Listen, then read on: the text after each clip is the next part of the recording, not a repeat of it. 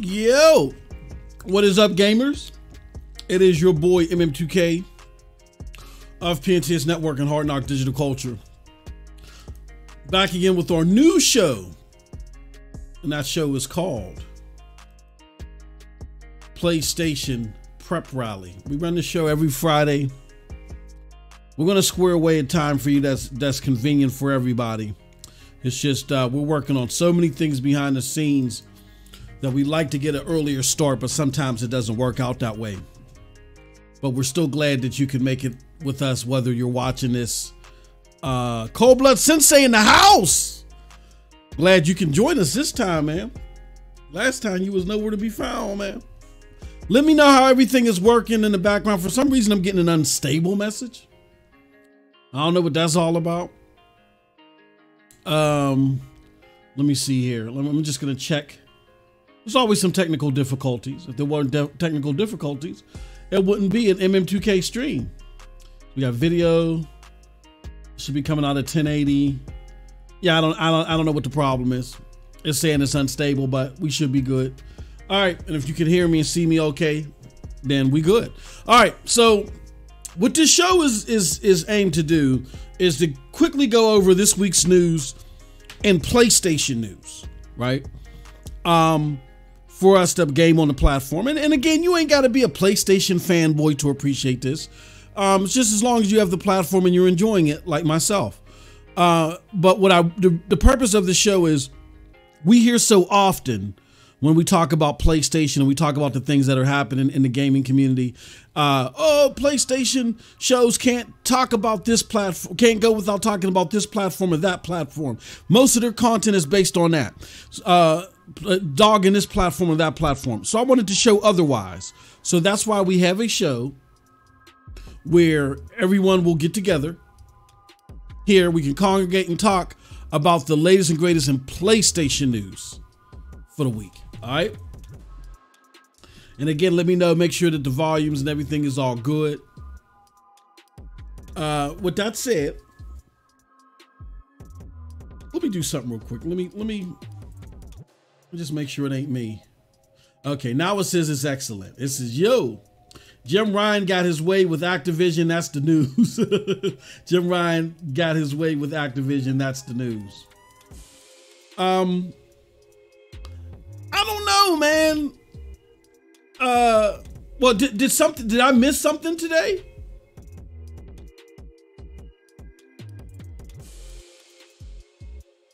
Excuse me, I was taking a sip of this exquisite tea. Unless I missed something today, the last thing I saw was, what's that dude? Sneaky, sleazy Bobby Kotick. The same guy, by the way, that was trying to put out there in the ethos, because he really wanted to do this, to sell you cutscenes. Bro was really trying to prop up selling you cutscenes, and he was all enthused about this. I think it was the issue of Game Informer where they interviewed him, and it's really like the first time somebody really dug into this guy's background, because there was all these rumors and stuff about him. I think Weston Zappella had been let go through very shady means. And Zappella now is the head of Respawn over at EA. He's killing it over there. But before all that, they interviewed Bobby Kotick to try to get a pulse of this guy, to understand him, to see if he's really the villain that people said he was. And he is. He is. During that interview, he promoted the idea of selling cutscenes, and the way he was like so nonchalant about it. When you read the interview, it was sickening. So this is somebody that, you know, he's not somebody to be idolizing within the gaming space whatsoever, not at all. And if he says up, then you better go down. You know what I mean? I could care less what he has to say in regards to what PlayStation is doing and how they're responding to regulatories, anything like that. He's the biggest sleaze bucket still to this day in gaming. So it is what it is. And I've been saying that about Bobby Kotick before any of this stuff. Before I even came to YouTube, I've been on this guy. It's a sleaze bucket. Anyway, So, yeah, very interesting stuff nonetheless. Cold Blood Sensei's another deal not happening how proposed. That's all. Yeah, very interesting stuff. We're going to talk about that because there's a lot of back and forth and revisionist history about why the deal that involves PlayStation's heavily desired testimony, why it's going to go through and why PlayStation is going to be so upset and so mad, you know, that they were the man at the bottom of the totem pole when it came to how things are going to shake out. We're going to talk about all that. And then we're also going to talk about Hogwarts Legacy. I got a feeling that when we talk about this next week with the numbers, we're going to have some really, really big numbers to just show you why PlayStation is on the right trajectory. All right. With that said, let's start with the first thing. Let me do this. You know how we do. Let me show you something. All right. So first and foremost, before we get started, I want to show you guys two things real quick, if you can bear with me. First and foremost, this is the PNTS Network not blog site, but website. This is a site where we collectively grab all of our streams, our articles, all that stuff. Was on hiatus for a while because we had to move hosts, but now that we're on a new host, you know what I'm saying, we're back in effect. So check us out if you want to check out our latest streams, podcasts, stuff like that. Come on over and give us check us out over here over at pntsnetwork.com. We got gaming stuff, entertainment, anime, martial arts, a whole bunch of stuff. So just come check us out, all right? Next up, in relation to that, our good friends over at Collab Gaming TV. Now, this is an effort, a movement by a bunch of game creators and streamers like myself who really want to get a community together for those that want to talk about gaming stuff or just simply game together. We game everywhere. So definitely check us out. Collab Gaming TV over on Twitter. It's at Collab Gaming TV. You can also follow us on YouTube, Collab Gaming TV on YouTube, and see all of the streams there and all the playlists and stuff there. Right now we're doing an activity for gaming for mental health. So check that out. And if you want to participate, you should be able to do that. You can find all the information that you need to participate for this event. Somebody just sent me something and I want to thank them for it. Hold on one second. Let me see if we can pull that up. Somebody just did something. Oh, Vet Cloud Gaming just resubscribed for 1 month. Thank you, sir. I appreciate it. Vet in the house. What's going on? Cold Blood Sensei says, I played it for like 3 hours. Good, but man, hold on, let me put your comment up on the screen. He says, I played it for like 3 hours. Good, but man, does it have issues? Oh, okay. No, and that's cool. That's cool. You know, as long as it's good, man, I'm all for it. I'm gonna pick it up eventually. I gotta finish Forspoken first. Once I finish Forspoken, I'll be on it. All right. But shout out to the homie Vet Cloud Gaming in the house. Appreciate you, good brother, for resubscribing as always. All right. So let's do this. We talked about Collab Gaming TV. We talked about PNTS Network. I want to now talk about this. Shout out to Red Dragon, man. He makes some platform holders you know, the hair raise up on their skin when you see something from Red Dragon. The reason why I have this is it's focused on another platform who will remain nameless, but it's to show you why Sony's business model is the better business model. You can't say better business model if the business model isn't making the most money. I think what's going on is we got a lot of people who don't know how to separate their own personal likes and dislikes, their own biases from their business acumen. We got people out here every day promoting news and information about what's going on with certain merger deals. And they're writing 50-page soliloquies on why this is going to go down and that's going to go down. And everything that they've said that was going to happen has been debunked by reality. And when you try to talk to these people, they're like, well, these are lawyers and these are this, and you don't know what you're talking about. Well, here's the problem. I personally do know what I'm talking about via my 25 plus years of corporate, Fortune 500 corporate experience.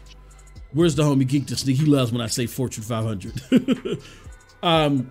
Testifying, giving depositions, multi-million-dollar lawsuits. Now, I'm not a lawyer, but I've worked with plenty of them. I've worked with these regulatory bodies. They are not to be played and toyed with, especially publicly. And one thing I do know for sure, and people were warned about this, but the people that want this certain deal to go a certain way, they ignored it because of the lawyers and the analysts that they're listening to. They're not separating, again, their own personal bias from their business acumen. Meaning, they want company to not be named to merge with Activision Blizzard. And because they want it so bad, the business sense is eroded. Like, friend, let me give you a prime example. Let's just say I'm a newscaster. I'm a weatherman. And, you know, I'm the best weatherman. I might be the best damn weatherman in my county. But you know what I love? I love having eggs and bacon and sausage in the morning. Just gets my day going. I love it. And say one day there's a tornado coming. And I know it. And I'm the first to predict it and see it. But damn it, I gotta have my bacon, eggs, and sausage before I go to work. And there's other people that like to go get it. So they like to go get it too. So let's just say that the diner that I go to is across the way and this tornado's coming right towards it.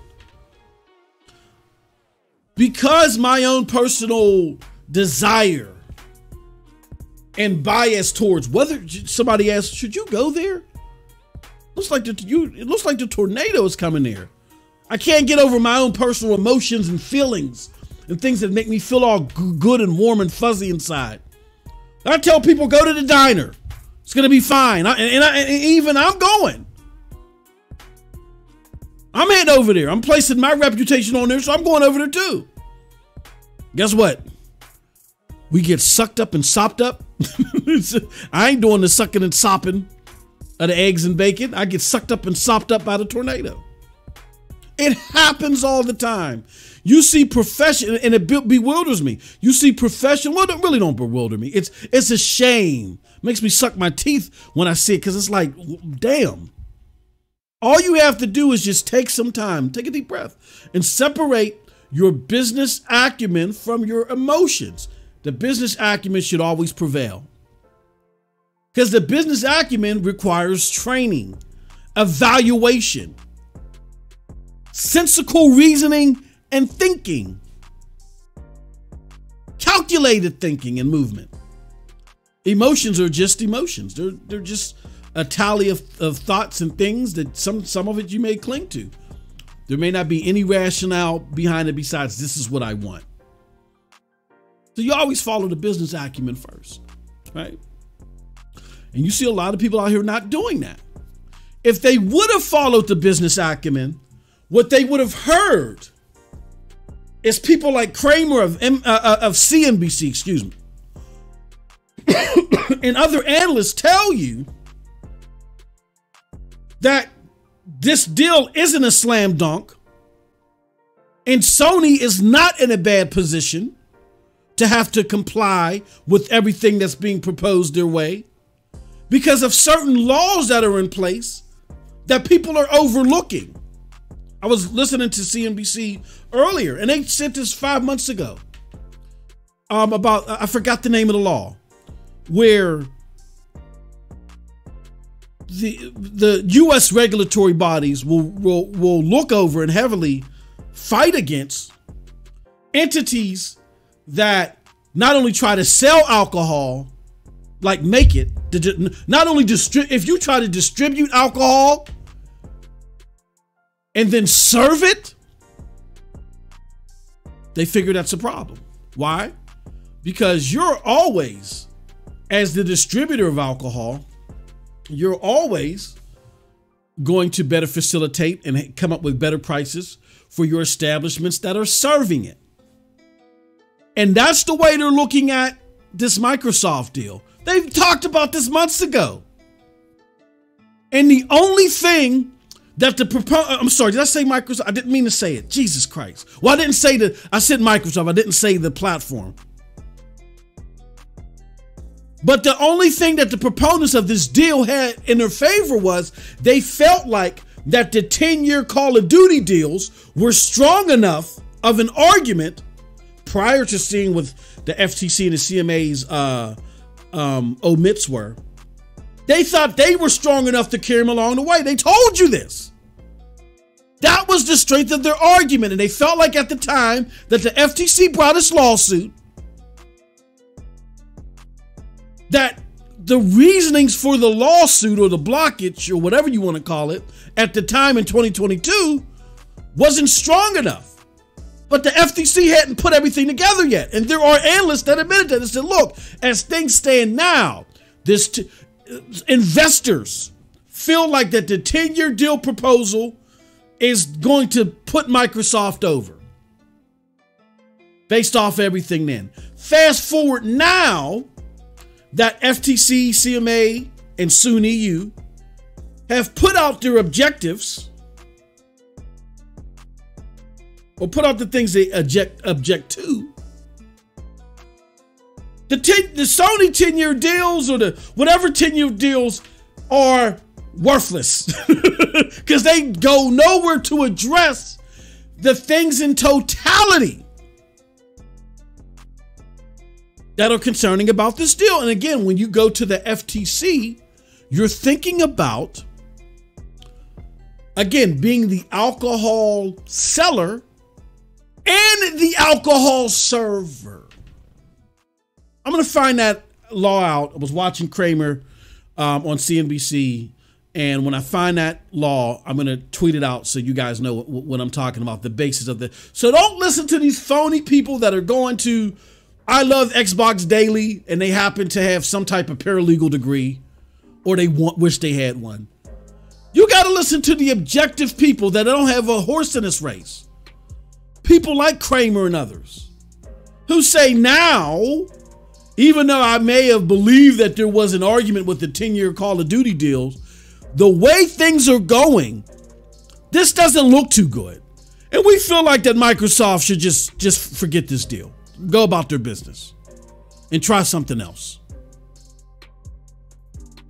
So I brought all of that up to say this, that the business model of investing in your studios, nurturing them, and making sure that they put out quality content consistently is the way to go when it comes to studios. Not just buying them up. Even if you got the money, you can't buy your way to fame. It has to be earned. So when people say, oh, Microsoft got that war chest, Sony's in trouble. No. Gaming is different. Gamers are different. Gamers are a finicky group. And there's certain rules of operation and engagement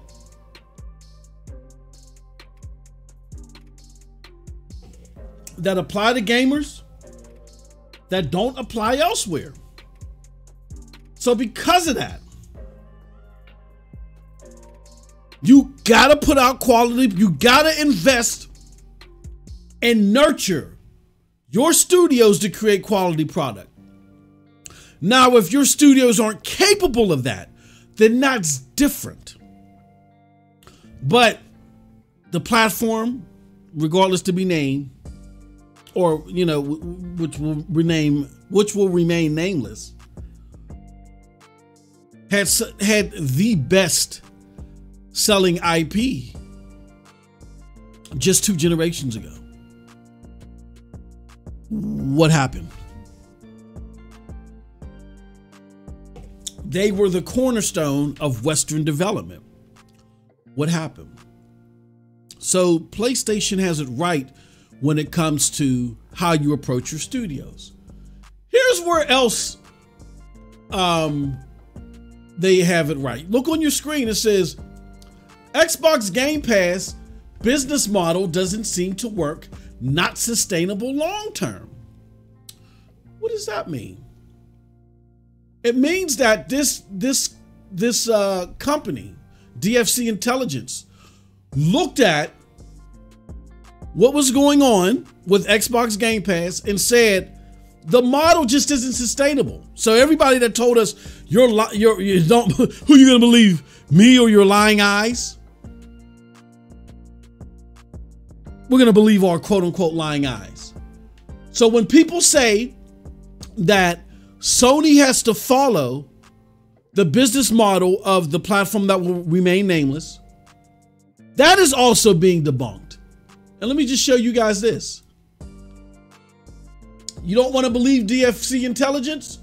This is coming from the CMA themselves after they queried the platform that will remain nameless and forced them to tell the truth about their business model. Let's read it. It's courtesy of Red Dragon. He says, CMA says Microsoft's documents admit that putting games on Game Pass leads to sales cannibalization. But Phil Spencer has told the public that the platform to remain nameless, Game Pass leads to more sales. Lies of P.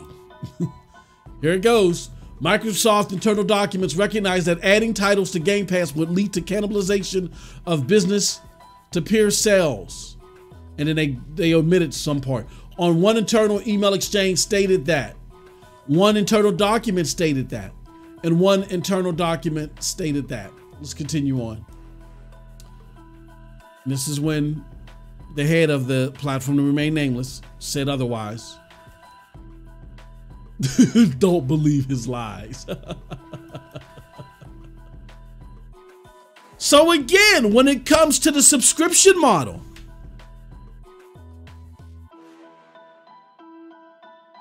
PlayStation seems to be doing right. Now, don't get me wrong.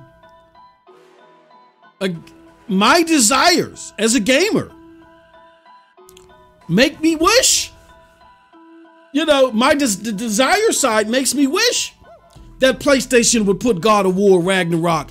I could get Forspoken, you know what I'm saying, and so forth, day and date. Oh my God.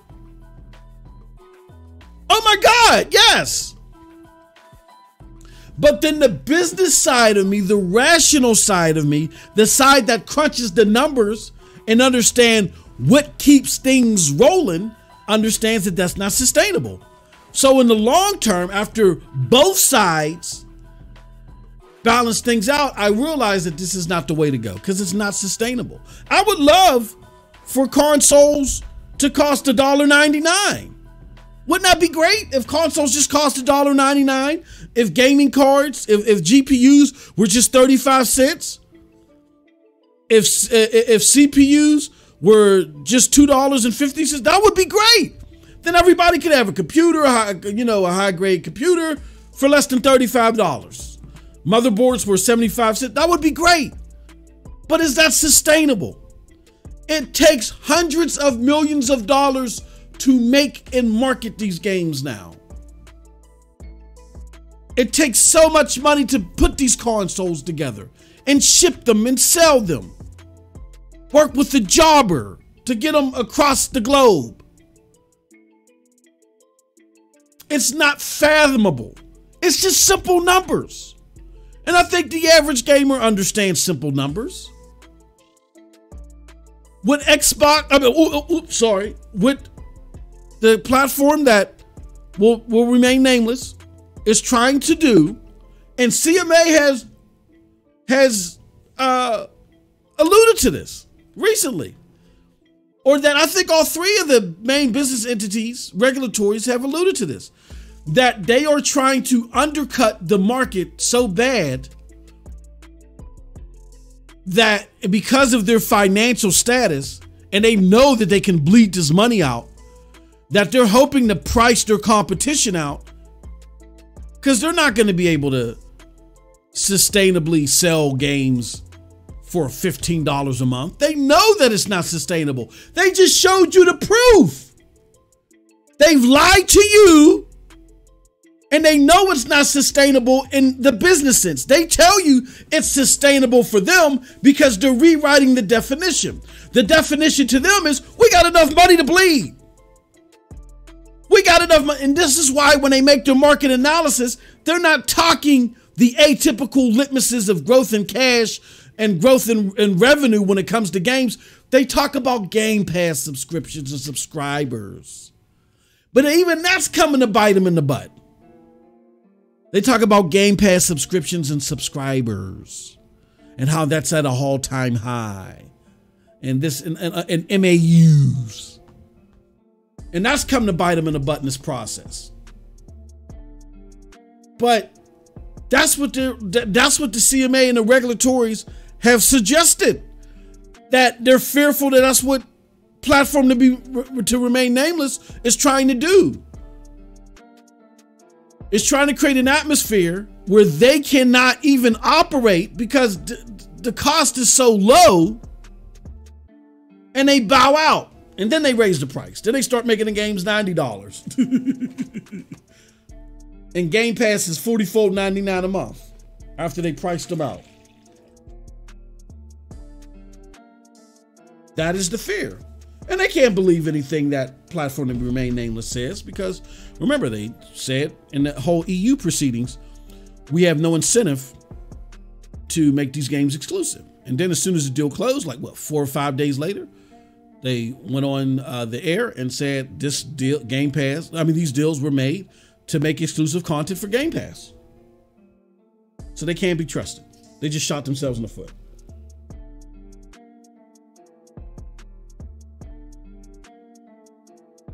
But that's not it. I just showed you where PlayStation has the best approach to studios. I showed you where PlayStation right now has the best approach to subscription. And now I'm even going to show you where PlayStation is just fine when it comes to cloud. Yes, believe it or not, when it comes to, they're fine right now. And again, me as a gamer and me as a cloud connoisseur, I would love PlayStation to be doing more now. But I'm explaining to you why they're okay right now. Here, let's show you something else. This is an interesting story. And people are glossing over the fact that it really puts PlayStation in a more positive light in the cloud than some of us cloud connoisseurs like myself would even want to believe. And you wouldn't believe it due to the headline. This is courtesy of 9to5 Google, and the story reads, Google Stadia has less than 10% market share among cloud gaming services.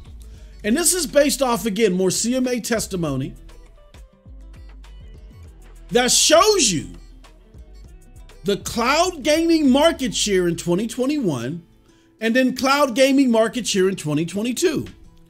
In 2021, it is surmised that for cloud gaming, PlayStation was actually number one. PlayStation was number one in 2021. They held 30 to 40% of the cloud gaming market share. Xbox was 20 to 30, GFN was 20 to 30, and Stadia was 5 to 10. Now you fast forward to 2022, and xCloud has more than tripled its quote unquote market share. 60 to 70. GFN is 10 to 20. PlayStation is still 10 to 20. And Google and Amazon came out in the top 5 with 0 to 5%. Now, here's the thing to take into consideration, which I don't think is even covered in this article. These are monthly active users, which means these are based upon pings, basically. So if I'm someone who has xCloud, I mean, not xCloud.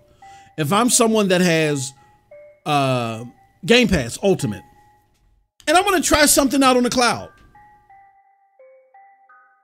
I simply go over and try Minecraft Legends or whatever, just try Forza on the cloud for 10 minutes and say, okay, this is cool, whatever.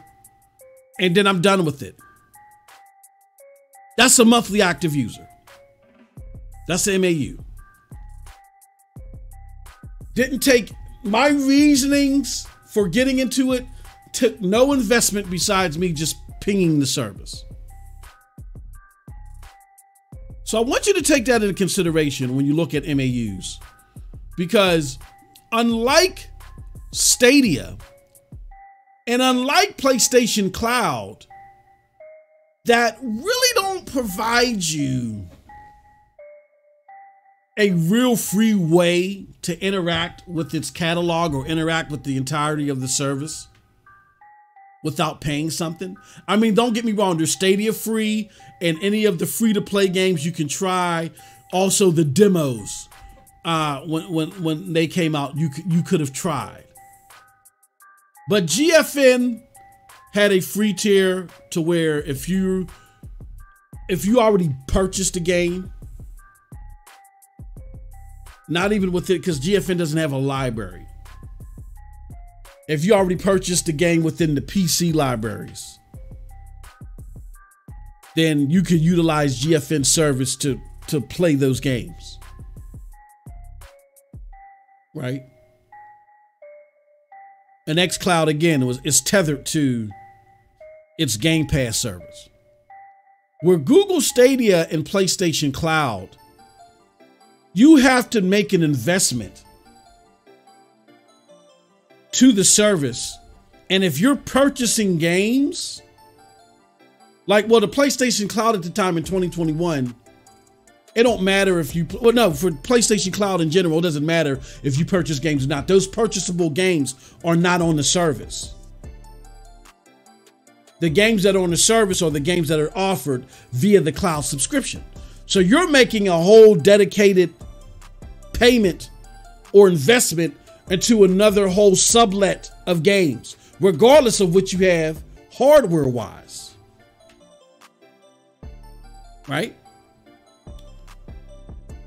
And Google Stadia is the same way. You don't, at the time of Stadia's existence, you couldn't say, I bought this game on PC, so I want to play it on Google Stadia. No, you had to dedicate yourself to Google Stadia's business model. So when you think about it that way, PlayStation's cloud gaming service is more, what's the word I'm looking for? It's more separate from the hardware component than xCloud is. So it's 10 to 20%, I think is still hell of impressive. Then you got to take into consideration that the main reason why that xCloud is where it's at in 2022 was because they because of what do you call that damn game? Oh, Jesus Christ, Fortnite.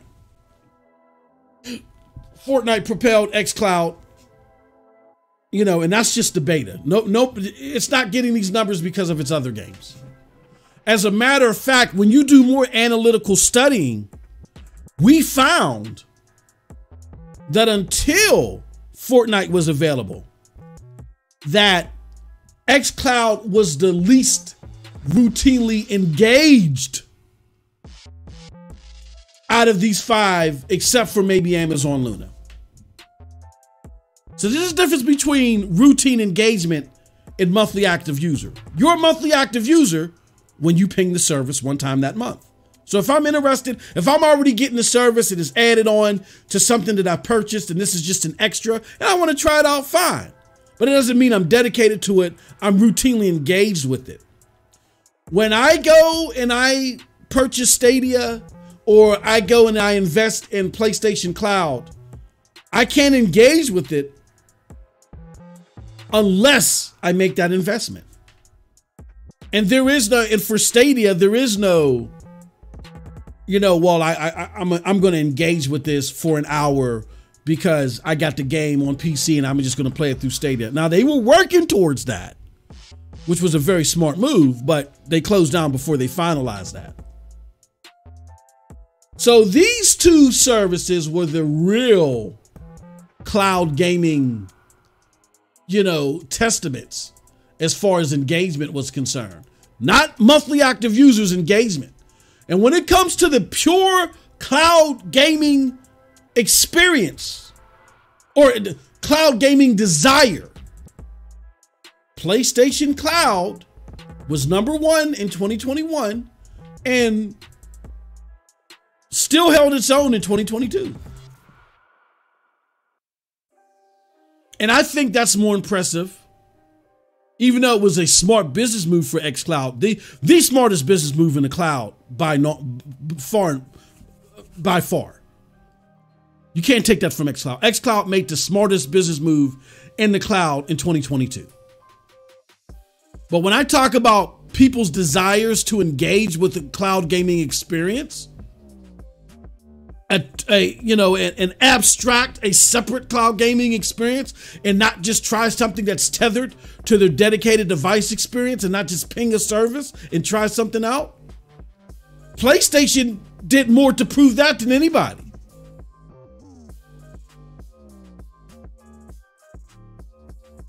This all in 2022 is Fortnite. That's just Fortnite. So the last straw, which a lot of people, including myself, feel like is PlayStation's weakness, is actually, it shows you that the business, it explains to you why they're doing what they're doing. Yes, maybe the infrastructure isn't the best. Yes, maybe they don't have the most desired, you know, release date titles in the service. But they are providing enough to hold their own business-wise before they enhance their service and really make strides in this business when they feel like it's necessary. They just don't feel like it's necessary right now. So as sad as it is to us cloud gaming enthusiasts and those of us that rely more on the cloud, when you look at those in totality that are looking to engage with a exclusive cloud gaming experience, an experience that's exclusive from whatever you got in the hardware, PlayStation Cloud Gaming arguably is the leader. It has been. And when I say leader, I just mean from a business sense. I don't mean from, you know, what they're doing as far as output and performance. I mean from a business sense. They're the leader. So it makes sense what they're doing. This is why you can't listen to the journos and the lying writers out there and the content creators that don't have the data in front of them. Men lie, women lie, numbers don't lie.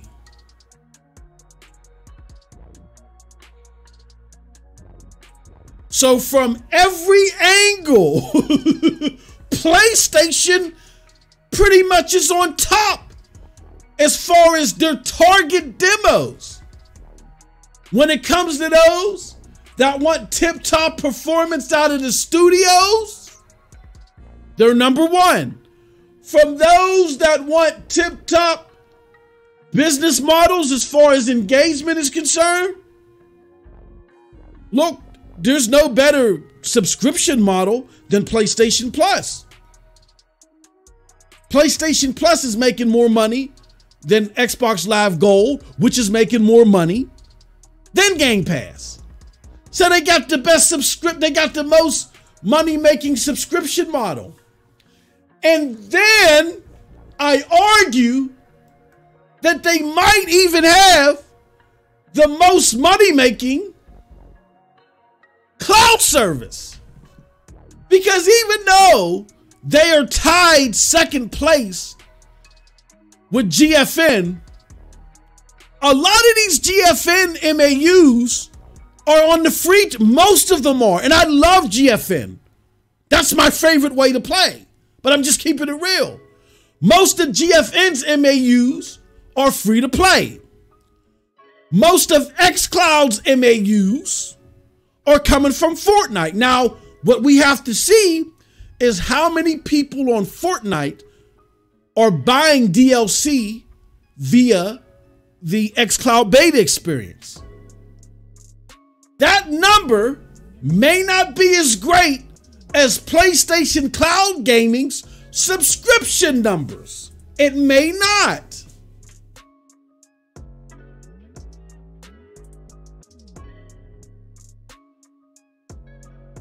Some food for thought.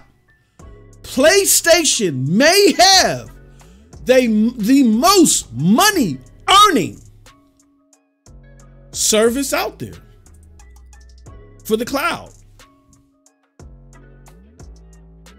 For people that are looking and regularly play the cloud gaming experience. Now, unfortunately, we don't have those numbers. But if somebody were to be able to provide data to go over those that engage, you know, come up with a bare minimum of hours played, I would say it has to be at least an hour a month. That's what I think is a fair number. If someone spends at least an hour a month utilizing the cloud service on Game Pass, then, you know, but then how do you, but xCloud Game Pass is just a beta. So how do you consider the beta? You know, what portion of the beta, maybe $5 out of the Game Pass Ultimate? Maybe you allot $5 out of Game Pass Ultimate or $3, I don't know. If someone spends more than an hour on it, then you know, they're invested in the cloud component. And you got to find how many people, not just one-time pings, but how many people spend at least an hour in Xbox Game Pass versus those who willingly spend an hour or more, right, investing into PlayStation Plus cloud service. That's what I think you need to do. You need to set that example, set that litmus, and then crunch the numbers from there. I think when you do that, and then you look at cloud gamers who are buying DLC and stuff like that on said platforms and add them all together, you might be surprised. Now, I'm not going to just say that Game Pass is going to, you know, that PlayStation Cloud is the number, but it very well could be. And before we got these numbers, we didn't think it was close. All right. Something to consider. All right. With that said, I'm gonna get back to the chat because I know I threw a lot out there.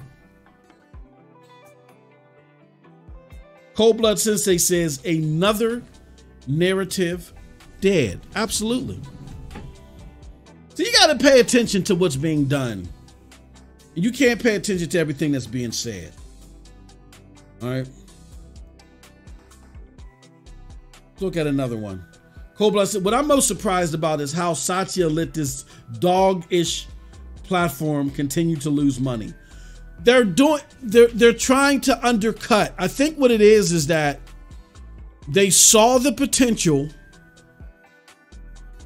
because they made a lot of money. Think about it like this, Cold Blood. They're possibly doing a revised version of what Steve Ballmer and company were doing back in the day. They were willing to lose billions of dollars just to make sure that Sony doesn't take over the living room. And they abandoned the whole living room litmus, but the litmus is now MAUs and, reaching the 3 billion. So they are willing, they feel like they're just, these are investments. They're investing and undercutting their competition so they can reach more gamers and get in more homes than their competition and price their competition out, possibly. So that's why they're willing to lose the money. They're willing to, instead of creating better games and organically growing in those numbers, they want to do it rapidly. They don't want to spend the $500 million to build said game. They feel like that it's better to burn that $500 million and Games Pass subscriptions opposed to, and purging and cannibalizing a la carte sales. They rather burn that $500 million to cannibalize a la carte sales in hopes that they'll reach 10 times as many homes faster than they would if they would have just created good games. Because if you think about it, this is the reason, which is idiotic when you get beyond the surface. But if you only think of things surface level, it makes sense. God of War right now, I think sold 11 million, right? Sold 11 million in 3 months. That's great and all, but I don't know how much it costs Sony to do that. But what if when Starfield comes out, you get 20 million subscriptions in 3 months? Because not only if Starfield is rated 93 or above, not only is Starfield great, right? But then you got all these other games that are in there that you could try out. And then if good news comes that the Activision Blizzard deal is going to go through, then pretty soon Call of Duty is going to come in here. And what if you get 20 million subscriptions in 3 months? You're not making as much money as the 11 million God of War, but you're tracking faster and getting in more homes, and you're willing to burn that cash to get into more homes, because once you price out your competition, here they may have, made a 5% increase out of making better games, and here you made a 75% increase over the same amount of time. So what you got to do? All you got to do is raise the price after you've priced them out, or after you've exceeded their level of saturation. That's their level of thinking, but it's only surface level because they don't understand. This is why that guy Phil is bad for that platform to be nameless. They know about games. They don't know what makes a good game, but whatever. They know about games, but they don't understand in totality the psyche of the gamers that they're trying to compete for.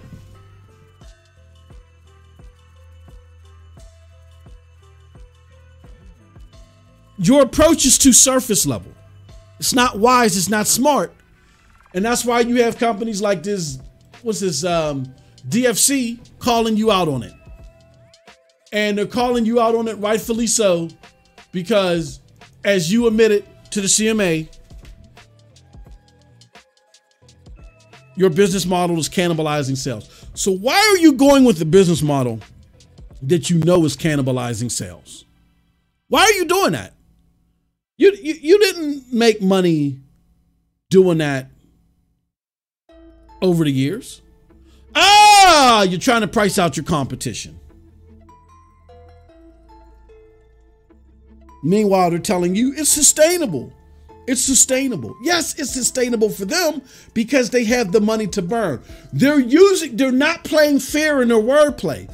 They're using the word sustainability to their liking, but they understand what it means to you.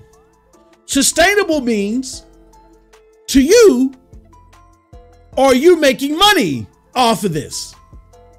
Sustainable to them means, how long can we continue to burn this money and invest it in undercutting our competition so we can hopefully just price them out of the market?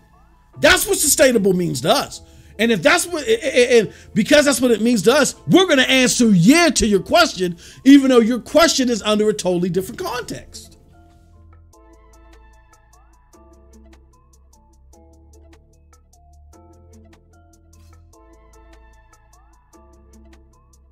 I'm not trying to make it seem like that PlayStation tells the truth all the time, but when you're dealing with a platform that will remain nameless, they're a bunch of liars.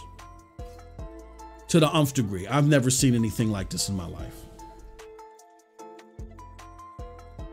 With that said, let's go on to the last piece. Hogwarts Legacy is a very interesting thing here. Now, I'm not talking about the controversy. I covered that on Monday. And shame on you, Cold-Blooded Sensei, you weren't there. No, I'm just covered that on Monday. But Hogwarts Legacy numbers are already thought that have entered the millions, with 489,000 people playing on Steam alone, adding in those playing on Epic Games Store, PlayStation 5, PlayStation 4, and Xbox. And that is a lot of gamers creating wizards or witches in the new Harry Potter game. At the time of this writing, when they talk about the sales, it says the sales number sits just under 500,000 on for Steam. So the thought is that this game, they said what's interesting is that the game hasn't officially launched yet. So this is before the game launched. However, those who paid the extra $10. So it's just those that paid the extra $10 for the deluxe edition. I'm gonna say this, by the time everything is said and done, you might see 40% of the sales on PlayStation alone. I'm going to say 30%, possibly on Steam. And then the other 30% is going to be divided among wherever else it's at. Which would be, I think it's on Switch, right? I don't know if it released day and date on Switch.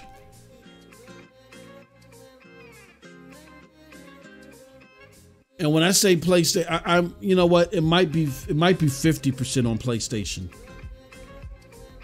We'll see. It depends on if it released day and date on Switch. If it didn't release day and date on Switch, then I'm gonna say 50% PlayStation, 30% PC.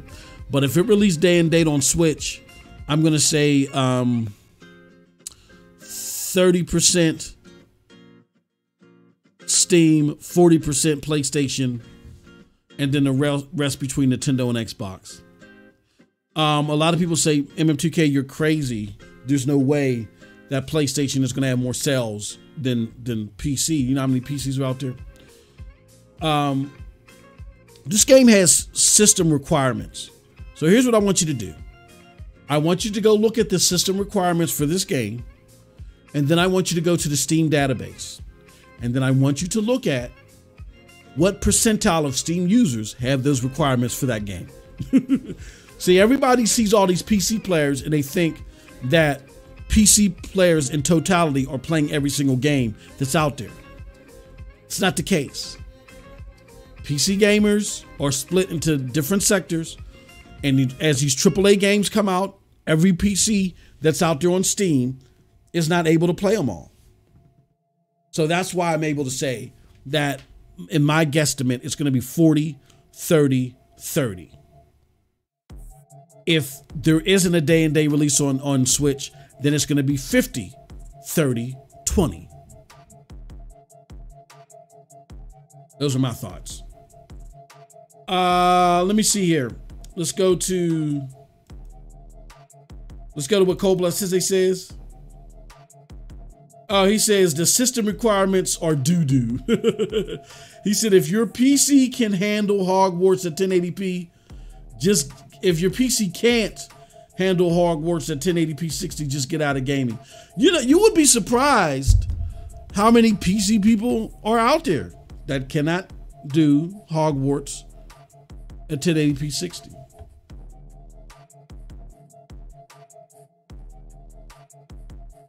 He says Switch version comes out way later. Okay, so if the Switch version comes out way later, I'm going to say I'm going to expect 50% of the sales to be on PlayStation, 30 on PC, 20 on Xbox. Those are my thoughts. All right, y'all. That is today's episode of PlayStation Prep. Hope you guys enjoyed this. I'm going to be, join me for a little bit over on here. I'm going to put it in the thing. Give me about 10 minutes. Chat rules. I got it. I got my own rules. He said 80 on PS, 20 on. But, oh, if you're talking about purely consoles, oh, yeah. I would say 80, you know, maybe 70, 30. But I'm factoring in all the platforms. All right, let me do this. Join me. A quick God of War stream. And then we're going to be doing it on youtube.com/@MM2K Gaming. All right, guys. Thank you very much for joining me for this episode of PS Pep Rally. Went a lot longer than I expected, but I just had to cover those fine points. Until next time, have a wonderful, wonderful gaming day. Peace.